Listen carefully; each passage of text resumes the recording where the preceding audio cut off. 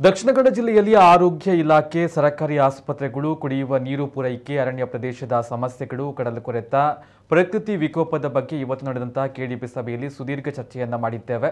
ಅಪೂರ್ಣ ಸ್ಥಿತಿಯಲ್ಲಿರುವಂತಹ ಕಾಮಗಾರಿಗಳನ್ನು ನಿಗದಿತ ಕಾಲಮಿತಿಯಲ್ಲಿ ಮುಗಿಸಿ ಎಂದು ಅಧಿಕಾರಿಗಳಿಗೆ ಸೂಚನೆ ನೀಡಿದ್ದೇವೆ. ಮುಂದಿನ ಕೆಡಿಪಿ ಸಭೆಯಲ್ಲಿ ಅಧಿಕಾರಿಗಳಿಗೆ ಇನ್ನಷ್ಟು ಚುರುಕನ್ನು ಮುಟ್ಟಿಸಲಾಗುವುದು. ಮೀಸಲಿಟ್ಟ ಅನುದಾನ ಆಯಾ ಕಾಮಗಾರಿಗಳಿಗೆ ಬಳಕೆ ಆಗುವಂತೆ ಅಧಿಕಾರಿಗಳಿಗೆ ಸೂಚನೆಯನ್ನ ನೀಡಿದ್ದೇನೆ ಎಂದು ದಕ್ಷಿಣ ಕನ್ನಡ ಜಿಲ್ಲಾ ಉಸ್ತುವಾರಿ ಸಚಿವ ದಿನೇಶ್ ಗುಂಡೂರಾವ್ ಹೇಳಿದ್ದಾರೆ. ಮಂಗಳೂರಿನಲ್ಲಿ ಇಂದು ಕರ್ನಾಟಕ ಅಭಿವೃದ್ಧಿ ಕಾರ್ಯಕ್ರಮಗಳ ಬಗ್ಗೆ ನಡೆದ ಸಭೆಯ ಬಳಿಕ ಅವರು ಸುದ್ದಿಗಾರರ ಜೊತೆ ಮಾತನಾಡಿದರು. ಸರ್ಕಾರಿ ಯೋಜನೆಯ ಅಕ್ಕಿ ಖರೀದಿ ವಿಚಾರದಲ್ಲಿ ಕೇಂದ್ರ ಸರ್ಕಾರ ಅಡ್ಡಿಪಡಿಸ್ತಾ ಇದೆ ಎನ್ನುವ ವಿಚಾರದಲ್ಲಿ ಮಾತನಾಡಿದ ಅವರು, ಬಿಜೆಪಿ ನಮ್ಮ ಜೊತೆ ಕೈ ಜೋಡಿಸಬೇಕು. ಅಕ್ಕಿ ಖರೀದಿ ವಿಚಾರದಲ್ಲಿ ಬಿಜೆಪಿ ನಾಯಕರು ಸಕಾರಾತ್ಮಕವಾಗಿ ಮಾತನಾಡಬೇಕು. ಕೇಂದ್ರ ಸರ್ಕಾರದಲ್ಲಿ ಬೇಕಾದಷ್ಟು ಸ್ಟಾಕ್ ಇದೆ.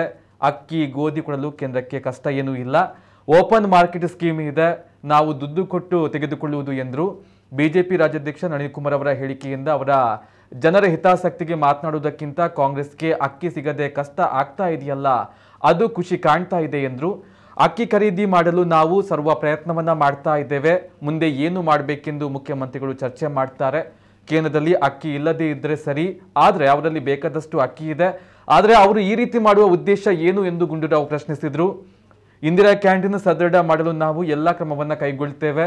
ಆದರೆ ಕ್ಯಾಂಟೀನ್ ಕಟ್ಟಡದಲ್ಲಿ ಸೋರಿಕೆ ಆಗ್ತಾ ಇದೆ ಎಂದಾದರೆ ನಾನು ಈ ಬಗ್ಗೆ ಅಧಿಕಾರಿಗಳನ್ನ ವಿಚಾರಿಸ್ತೇನೆ ಎಂದರು.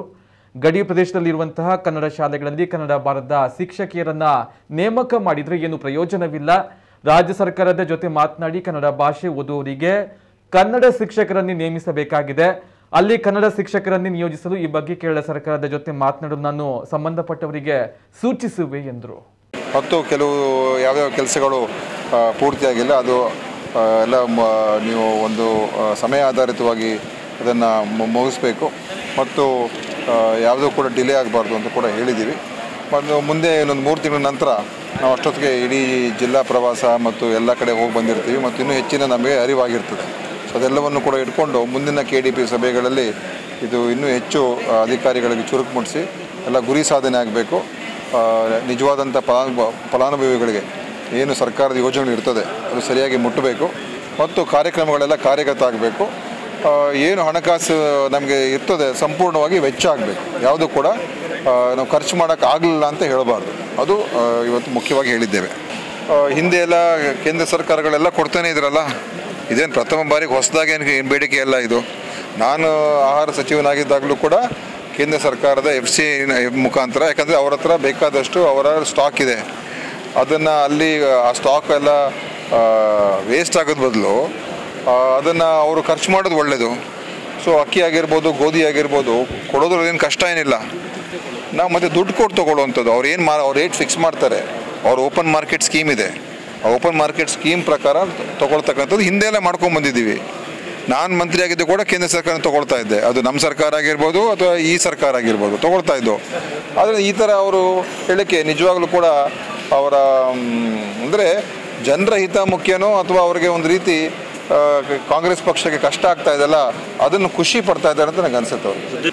ಅದರಿಂದ ಈಗ ನೋಡಿ, ಇದು ನಮ್ಮ ಸರ್ಕಾರ ತೊಗೊಳ್ಳೋದಕ್ಕೆ, ಅಕ್ಕಿ ಖರೀದಿ ಮಾಡೋದಕ್ಕೆ ಸಂಪೂರ್ಣ ಪ್ರಯತ್ನ ಮಾಡ್ತಾ ಇದ್ದೀವಿ. ನಮ್ಮ ಜನರಿಗೆ ಅದು ಅನುಷ್ಠಾನ ಮಾಡಬೇಕು ಅಂತ ನಮ್ಮ ಸರ್ವ ಪ್ರಯತ್ನ ಇದೆ. ಆದ್ದರಿಂದ ನಾವು ಅದನ್ನು ಯಾವ ರೀತಿ ಮಾಡಬೇಕು ಅಂತ ಮುಂದೆ ಖಂಡಿತ ಮುನಿಯಪ್ಪನವರು ಮತ್ತು ಮುಖ್ಯಮಂತ್ರಿಗಳ ಚರ್ಚೆ ಮಾಡ್ತಾರೆ. ಆದರೆ ಇದು ದುರ್ದೈವದ ಸಂಗತಿ ಏನಂತ ಹೇಳಿದ್ರೆ, ಏನಾದರೂ ಕೇಂದ್ರ ಸರ್ಕಾರದ ಅಕ್ಕಿ ಇಲ್ಲದೆ ಹೋಗಿದ್ದಿದ್ರೆ ನಾವು ಒಪ್ಕೋಬೋದಾಗಿತ್ತು. ಅವ್ರ ಗೋದಾಮ್ಗಳಲ್ಲಿ ಸ್ಟಾಕ್ ಇದೆ. ಆ ಸ್ಟಾಕನ್ನು ಅವರು ಮತ್ತೆ ಈ ಬರೋ ಇದರಲ್ಲೂ ಕೂಡ ಮತ್ತೆ MSP ಖರೀದಿ ಮಾಡ್ತಾರೆ. ಅವ್ರಿಗೆ ನಿರಂತರ ಸ್ಟಾಕ್ ಬರ್ತಾನೆ ಇರ್ತದೆ.